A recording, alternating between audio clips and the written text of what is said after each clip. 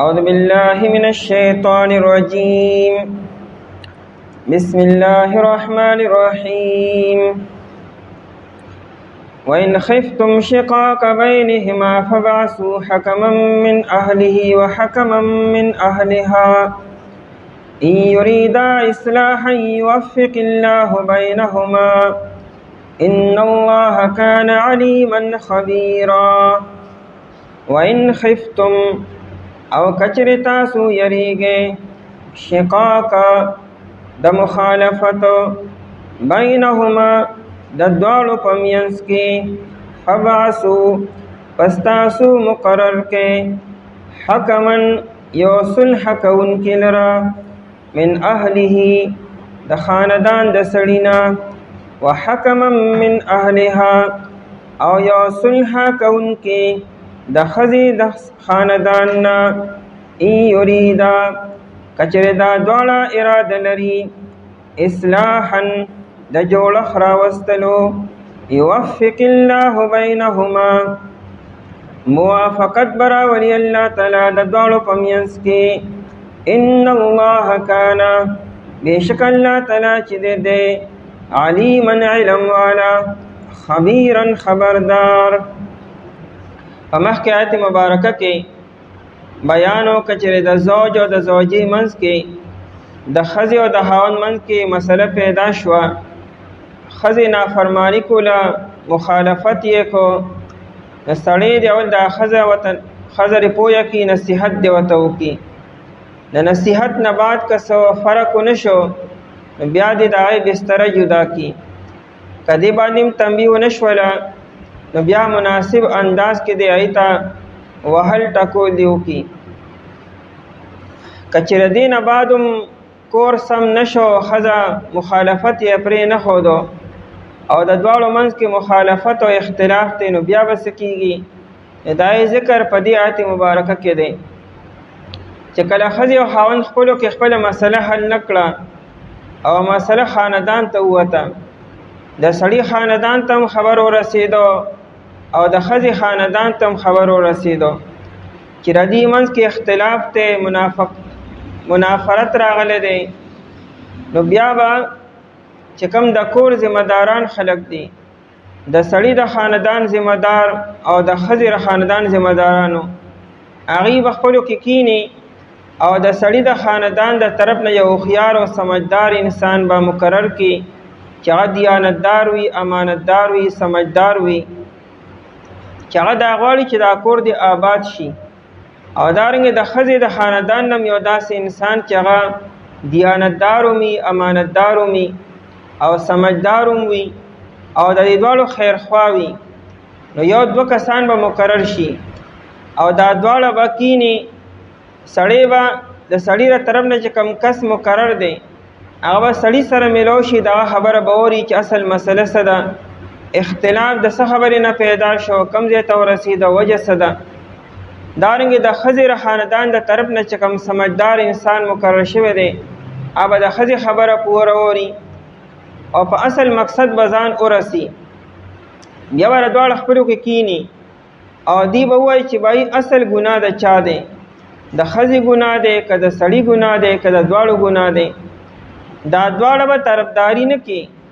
د ښځې د خاندان چې کوم سړی دی به د ښځې طرفداري به نه کوي چې که ښځه قصورواره ده او که ګناهګاره ده او که نه ده، خو د ښځې زه به د هغې ښځې دغه به کومه موافقت به کومه، د هغې به طرفداري به کوم، داسې مني. اصل مسله به معلومي چې اصل ګناه د چا دی او بیا به دا دواړه په یو فیصله باندې متفق شي چې ګناه خو د ښځې دی. نو ښځه به پوهه کړي چې ګناه ستا دی، سړي ګناه نه دی. نو که چېرې ښځه بیا هم نه صبرېږي نو بیا دا نافرمانه ده. او دارنګه که چېرې سړي ګناه دی نو سړی به پوهه کړي چې بهی غلطي خو ستا ده، د ښځې ګناه نه دی.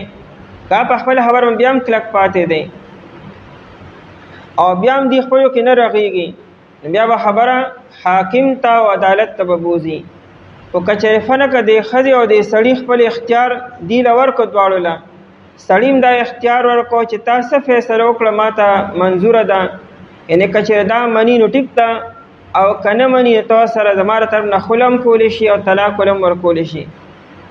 او که خزم دا اختیار دغه حکم لور کو دغه درمګړي لور کو چې زماره طرف نه هر یو اختیار تاته دی کما باندې جرمانک دی که زماره طرف نه خلق قبلې که هر قسمي بیا خو دا دواړه خپلو کې دغه آپشن هم اختیارولی شي. بیا مسله دا ده که چېرې مسله د ښځې ده یعنې ښځه نافرمانه ده او د خپل نافرمانۍ توبه نه وباسي بیا به ښځې ته ووایو چې ته دې سړي سره خلع وکړه. خلع مطلب دا دی که دې سړي تاله مهر درکړی او ته واپس کا او که تاله مهر نه درکړی او ته معاف کا. نو چې ښځه دا خبره ومنله نو دا دواړه سړي به د دې منځ کې به خلع به وکړي او یو طلاق باین به واقع شي په دې سره. او که مسله د سړي ده نو سړي ته به ویلی شي چې ته دې ښځې له اوس یو طلاق ورکړه خو د دې په بدله کې به څه پیسې به نه غواړي څه مطالبه به نه کوي. طلاق به ورکوي بغیر د عوض نه ځکه چې ګناه ستا دی د ښځې ګناه نه دی. دا الهی چې کله دې دواړو د ښځې او د سړي دې دواړو له دا اختیار ورکړي نو الهی او که اختیار نه ورکړي نو دوی به صرف تنبیه ورته کوي اصل مسله به معلومي چې اصل ګناه د چا دی. دی دا طلاق او د خلع دا اختیار بیا خپل نشي استعمالولی که چېرې د سړي او د ښځې د دواړو له دا اختیار نی ورکړي. علي رضی الله تعالی عنہ په دور خلافت کې دا مسله راغلی وه. یو سړی یو ښځه رالو او هغې سره بلا خلق ومو د خپل قومو او هغې خپله مسله علي رضی الله تعالی عنہ ته پیش کړه. علي رضی الله تعالی عنہ ته وایي د سړي خاندان ته وایي چې تاسو یو تن مقرر کړئ چې تاسو پرې راضي او خوشحاله یې او ښځې خاندان ته وایي چې تاسو یو سړی مقرر کړئ چې تاسو پرې راضي او خوشحاله یې. چې کله مقرر کړو نو علي رضی الله تعالی عنہ دغه دوو سړو ته وایي چې تاسو ته خو پته شته که نه چې تاسو به څه کوئ. نو هغه دواړو وایي چې موږ به د الله د کتاب مطابق فیصله به کړو. ښځې دا وایي چې ما خپل ټول اختیار دې سړي له ورکړو زما د خاندان چې کوم انسان دی زما هر اختیار د سره دی یعنې که ما تاوان نه ولي او که ما رده نه جدا کړي د الله د کتاب مطابق چې څه فیصلې ده تیار یم. خو سړي دا وایي چې نه که زما دې سره کور جوړېږي نو ټیک ته که ما تاوان راځي نو ټیک ته خو د طلاق او د خلع اختیار زه د خپل درېمګړي له او روغه کوونکي له نه ورکوم. علي رضی الله عنه ته چې نه اختیار به ورکړې دې سړي له څنګه چې ښځې خپل اختیار دې سړي له ورکړی ته به هم د اختیار ورکړې دی له او داسې ستاسو منځ کې فیصله نشي کېدی.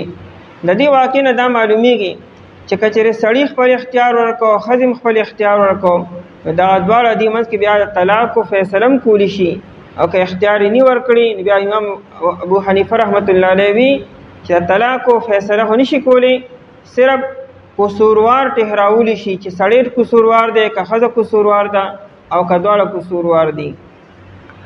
وان خفتم او که چېرې تاسو یریږئ خفتم خپله معنا یره ده خو دلته معنی ده علمتم که چېرې تاسو پوه شوئ تاسو ته معلومه شي دا خبره دا خطاب چا ته دی حاکمانو ته دی او د کور سربراهانو ته دی ذمهدارو خلکو ته دی د جرګې مشرانو ته دی.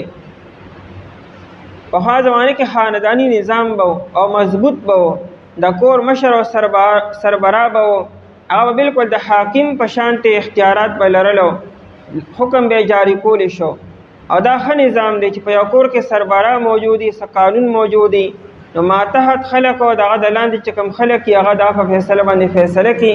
وان خفتم او که چېرې تاسو یریږئ تاسو پوه شوئ د کور سربراهانو ذمهدارو خلکو یا د جرګې مشران چې کوم دي شقاق بینهما د اختلاف شقاق مخالفت ته وي اختلاف ته وي ناچاکۍ ته وي بینهما د دواړو په منځ کې د ښځې او د خاوند منځ کې دومره اختلاف راغی چې خبره بار شوه د دې د کمرې نه خبره بار راووته کور ته خبره ورسېده خاندان ته خبره ورسېده خلک خبر شو چې د دې منځ کې خو اختلاف دی جګړه ده او دی خپلو کې فیصله نشي کولی نو دا کور خلکو له دا نه دي پکارو چې دی پوه شه او کار یې پوه چې څه کي نو کی به دا د دې پرسنل مسله ده. پرسنل مسله هغه وه چې کله خلک خبر نه و چې کله خلک خبر شو او د خلکو دا ذمهداري د مسلمانانو چې چې ردی منځ کې موافقت راولي، ردی منځ کې روغ راولي، چې معلوماتو کې چې وای اصل غلطي د چا ده، ظلم څوک کی، زیاتی څوک کی، نافرمانی څوک کی، چې دا معلوم شي اصل خبره، او بیا دی خپلو کې روغ کی. شقاق د شکن نه دی، او شکن یو جانب او یو طرف ته وي. نو شقاق ته شقاق ولې وي؟ وی دی دواړه د یو بل نه په یو طرف شوي دي، په یو جانب شوي دي. دا موږ پښتو کې هم دا وایو، وی لکه دواړه یو بل نه ډډه کي. څه مطلب د دواړو منځ کې اختلاف ته، دشمني ده، یو بل ته مخامخ کېږي، یو بل نه په ډډه باندې روان دي. یا دا شقاق د مشقت نه دی. نو شقاق ته شقاق ځکه وي چې دا هر یو بل په مشقت کې غورځي. سړی ښځه په مشقت کې غورځي او ښځه سړی په مشقت کې غورځي په دې اختلاف او دشمنۍ سره. بینهما د دواړو په منځ کې. نو څه به کوئ؟ د کور خلک به څه کوي؟ ذمه دار خلک به څه کوي؟ فبعثو پس تاسو مقرر کې حکمن ثالث ته وي، دریم ګړي ته وي، صلح کوونکي ته وي، من اهله د خاندان د سړي نه. د سړي د خاندان نه تاسو یو سمجدار انسان مقرر کې. خو حکم یې ورته وي چې داسې انسان چې هغه سمج والوي، بوج والوي، حکمت پکې په خبره باندې پوهیږي چې کور به څنګه جوړی، به غلطي به څنګه معلومې چې غلطي د چا ده، او هغه ته به څنګه تنبیه کې، او به څنګه پوهه کې ته چې په دې خبرو باندې پوهیږي. اسې نه داسې انسان مقرر کې چې خیر وان کی، چې زر ختمه کی خبره. نه داسې انسان نه. حکما من اهله یو صلح کون کې د خاندان د سړي نه، وحکما من اهلها او یو صلح کون کې د خاندان د ښځې نه. ډیر کسان مه مقرر وئ، ځکه ډیر کسان خپلو کې بیا موافقت نه راځي. مثال که د سړي د خاندان نه تاسو 5-6 کسان مقرر کړو، یو به یو څه بل به بل څه وایي، دی به خپلو کې اوس څوک راغي به چې په یو خبره متفق شي. نو یو سړی هم کافره خو چې سمجداري او هوښیاري. نو حکما من اهله و حکما من اهلها. خو دا سړی چې د سړي له طرف نه دی او سړی د ښځې له طرف نه، نو دی به جانبداري او طرفداري به نه کوي. داسې انصاف والا انسان به چې اصل مسله معلومه کړي. دا نه چې هغه قوم پرستی وي چې چونکې سړی خاندان نه منو که ارنګ سړی طرفداري به کوم، داسې بني. د ښځې د خاندان چې کم سړی رہی هغه په هر حال کې د ښځې طرفداري به نه کوي، هغه به انصاف باندې مبني فیصله به کوي. مثال که د ښځې غلطي ده نو چې دا دواړه د ښځې ته ویلی شي چې بهی غلطي ستا ده، د سړي غلطي نه ده. او که د سړي غلطي وي نو چې دا دواړه د سړي ته ویلی شي چې بهی غلطي ستا ده، چې دو ټوک خبره کولی شي چې اصل چې کوم مجرم دی کوم ملزم دی چې هغه ته خبره وکړي. ان یریدا کچره دا دواړه اراده لري اصلاحا د جوړښت راوستلو، د کور د سمولو، که دا دواړه صلح کوونکي په دې اراده پاسېدلو، د دې نیت هم دا دی، دې کوشش هم دا دی، او د دې جذبه هم دا ده، او د دې دواړو خیرخوا دي چې دا کور روغ شي، د دې منځ کې موافقت راشي، دا جګړه ختم شي، د اختلاف ختم شي.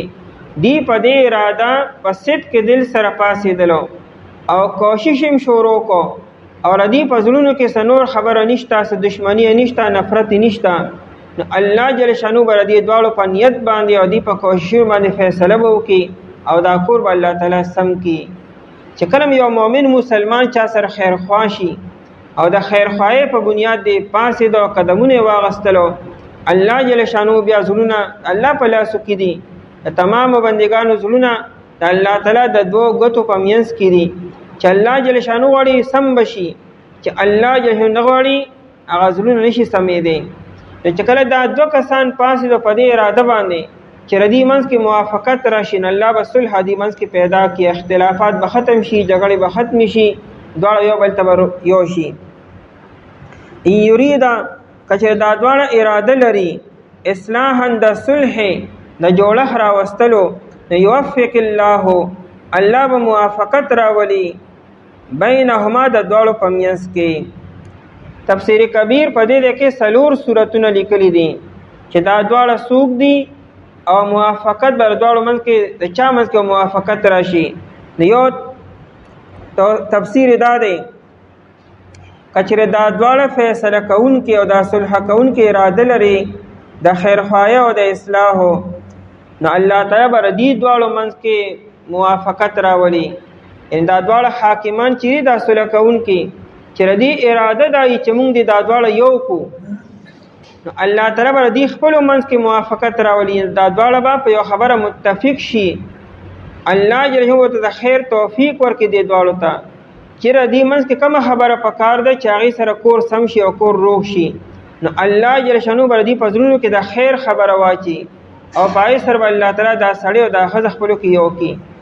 دویم تفسیر دا دی که چې دا دواړه صلح کوونکي اراده لري د اصلاحو، نو الله تعالی به د دې په اراده باندې د دې په کوششونو باندې د دې ښځې او د خاوند منځ کې الله تعالی به صلح راولي. دریم تفسیر دا دی که چې دا ښځه او خاوند دواړه خپلو کې اراده لري چېرې کور د الله تعالی سم کي، خو لیکن دا ده چې خپله غلطي څوک نه مني. سړی خپله غلطي نه مني، ښځه خپله غلطي نه مني. دا خو غواړي چې کور دې سم شي او طلاق او جدایي ونه غواړي، لیکن دا ده چې هر یو کې غیرت دی چې که زه یم چې غلطي زما ده نو دې بلې ته ښکته راځم، او که هغه وي چې غلطي زما دې ته زه ښکته راځم، دا نه برداشت کي. خو باقي په زړونو کې دا شته چې زموږ کور الله تعالی سم کي، نو که د زوجینو خپلو کې اراده ده د اصلاحو، نو الله تعالی به د دې منځ کې صلح راولي. او څلورم تفسیر دا که دا ښځه او خاوند خپلو کې د اصلاح اراده لري، نو الله تعالی به د دې په وجه باندې دا چې کوم صلح کوونکي دي دې کې به الله تعالی موافقت راولي او دوی به په یو خبره متفق شي او هغه به خبر په میدان کې وکړي او د سړي زړه هم والي د ښځې زړه هم والي او هغوی به الله تعالی خپلو کې یو کړي. آیت نه دا خبره معلومه شوه چې د دې حکمینو د دې چې کوم صلح کوونکي دي د دې دا نیت او اراده باندې بس ټوله خبره ده چې د دې نیت او اراده سمه وي، د اصلاح اراده وي، خیرخواهي وي، الله تعالی به دې خپلو کې متفق کړي او هغوی به هم الله تعالی خپلو کې متفق کړي.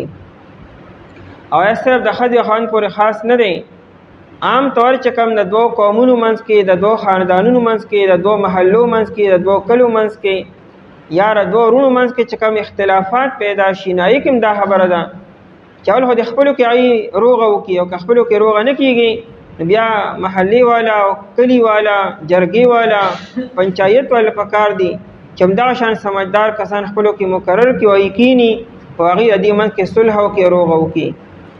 ان الله بشک الله تعالی چې دی کان دی علیما علم والا، الله ته د هر څه علم دی چې ګناه د چارې سړي دی او که د ښځې دی، او الله ته علم دی چې دا دواړه کسان پاسېدلي دي اراده څه ده د کور د روانولو او که د کور د سمولو، آیا د جانبداري او د طرفداري ده او که نه د انصاف کولو ده.